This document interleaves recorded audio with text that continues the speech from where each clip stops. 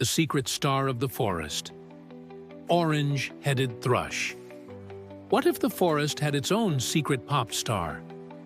Bright, bold, and hidden in plain sight, this stunning songbird is found across South and Southeast Asia. Its glowing orange head and chest, combined with a sleek gray or olive back, make it one of the most beautiful songbirds out there. But despite its striking colors, it's incredibly shy and prefers to stay hidden under the thick forest canopies. A true foodie, it loves insects, earthworms, fruits, and berries. Anything juicy and wriggly is on the menu.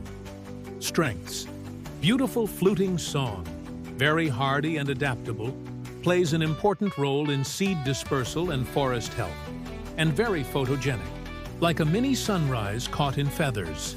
Weaknesses: extremely shy and skittish, sensitive to habitat destruction, and can become stressed very easily if captured or disturbed.